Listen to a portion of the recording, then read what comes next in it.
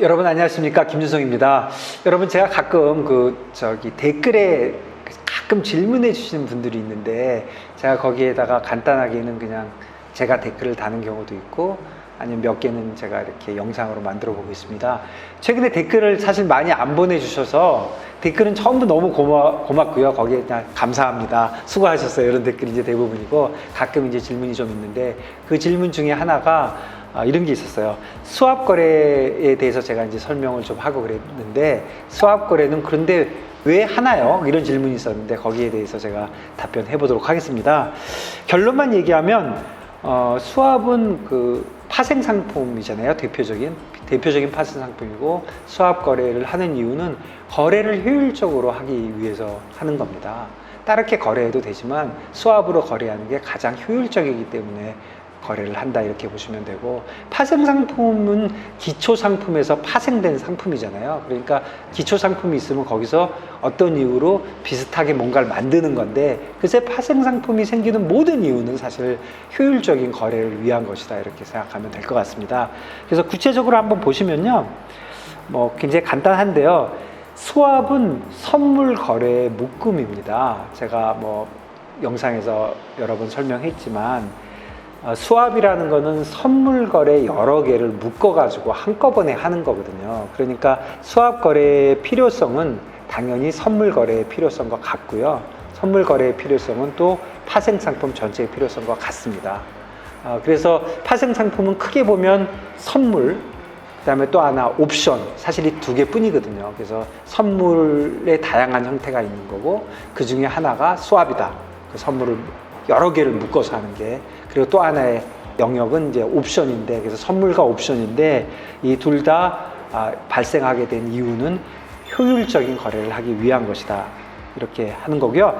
그래서 기왕 말이 나왔으니까 수합 거래는 선물 거래와 같은 것인데, 선물 거래의 개념은 여러분 다 아시겠지만 현물 거래, 그러니까 기초 상품을 거래하는 현물 거래하고 차이는 같은 날짜로 거래를 하지만 그냥 주는 날짜만 달리하는 겁니다. 오늘 우리 스타벅스 커피를 사가지고 오늘 주고받으면 4,500원인데 이거를 오늘 거래를 하고 1년 후에 주고받기로 하는 거래를 하는 거죠. 그때 가격은 4,500원이라면 현물 가격하고 굉장히 비슷하겠죠.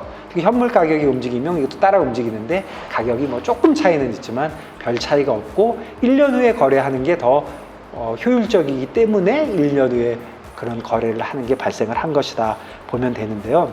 그러면 효율적인 거래라는 것은 무슨 뜻이냐면, 제 생각에는 위험이 감소하는 겁니다.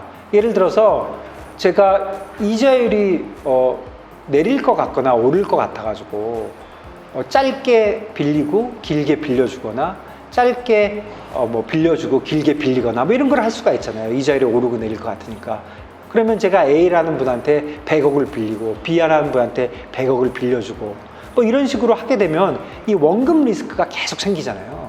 그러니까 이런 리스크를 줄여주고, 어차피 나는 이자율 차이만 하고 싶은 거니까 그거를 FRA로 한다든가 수합으로 한다든가 이런 식으로 거래를 하게 되면 위험이 감소가 되는데, 그 위험은 원금 조달에 대한 리스크가 없어지는 거죠. 원금이 없어도 현물 거래를 하면 오늘 뭔가 받고 줘야 되니까 뭔가 원금이 왔다 갔다 하잖아요, 물건과 돈이. 그렇지만 장래에 하기로 약속만 하는 거니까 오늘 왔다 갔다 해야 될 건 아무것도 없거든요. 그러니까 원금 조달할 필요도 없어지고, 그리고 거래 상대방에 대한 위험도 줄어들죠. 원금을 주고받지 않고 그냥 나중에 하니까. 물론 리스크가 없는 건 아닙니다.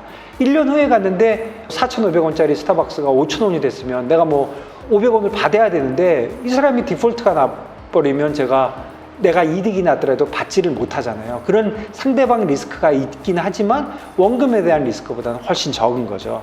그래서 거래 상대방 위험이나 원금에 관련된 리스크가 줄어드는 거, 그러니까 결국 위험이 감소하는 거, 이 자체가 효율적인 거래고요. 또 하나는 거래 비용이 감소할 수가 있습니다. 그러니까 전체 거래를 여러 번 해야 되는데, 수합을 대표적으로 예를 들면 어떤 목표로 수합을 하는데, 수합을 형태로 하지 않고 전부 현물로만 한다면 거래가 개수가 엄청 많아지잖아요. 개수가 많다는 거는 당연히 거래 비용이 높겠죠. 그거를 효율적으로 딱 한 번만 거래를 하게 되면 거래 비용, 거래 수수료도 작게 되겠죠. 그래서 결론만 얘기하면 수합은 선물 거래의 묶음이고, 그러니까 결국 수합이라는 건 선물 거래를 하는 것 같은 것이고, 선물 거래는 옵션과 함께 파생 상품인 것이고, 파생 상품의 발달은 다 효율적인 거래를 위한 것이다. 그래서 질문하신 거를 제가 한마디로 수합 거래는 왜 하나요? 그러면 효율적인 거래를 하기 위해서입니다. 조금만 구체적으로 해보면요, 수합이 여러 개가 있잖아요. 그래서 크게 보면 한 이 네 가지가 있는데요. 하나는 이자율 수합, 보통 얘기하는 IRS인데, 이 이자율 수합을 하게 되는 가장 큰 이유는 변동금리가 있잖아요. 금리는 뭐 라이보니 뭐니 해서 6개월 후에 그때 정해지는 금리 같은 것들이 있는데, 이런 변동금리는 우리가 지금 현재 모르니까 이런 금리를 주고받을 때 어떻게 해야 되나, 그런 것들에 관련된 문제들이거든요. 그런 거를 변동금리를 확정금리로 바꿔서 서로 거래하고 뭐 이런 것들이 주로 내용이고요.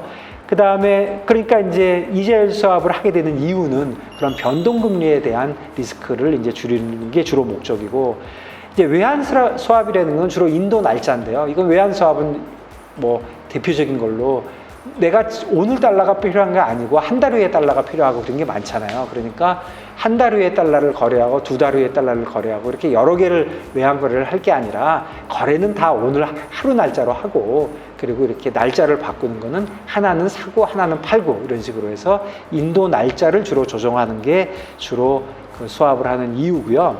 그 다음에 이제 자산 수합이라는 건 어떤 자산이 있는데, 내가 뭐 어떤 주식을 갖고 있으면 내가 주식을 널 줄 테니까 주식에 관련된 모든 수익률은 나한테 줘.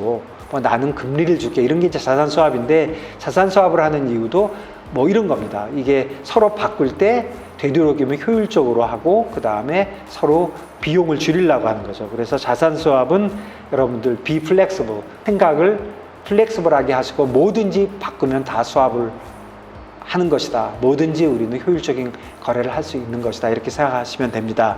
그래서 제가 굉장히 간단하지만 이 세 가지 수합을 왜 하느냐의 관점에서 얘기했고요. 굉장히 비슷한 게 국가 간의 통화 수합입니다.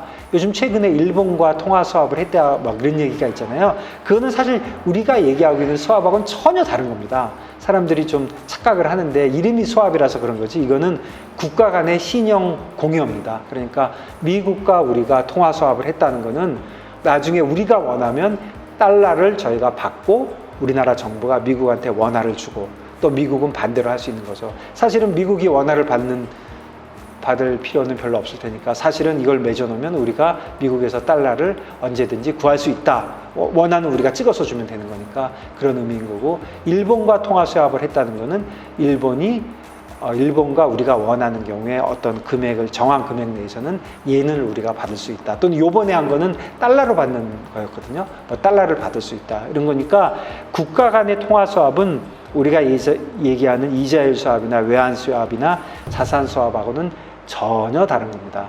다만 이거의 의미는 좀 다르게 있는 거고요. 그런데 이제 서로 이제 바꾼다는 의미에서 수합이라고 부르고 있습니다. 그래서 뭐 수합 거래는 왜 하나요? 그거는 효율적인 거래를 위해서 하는 겁니다.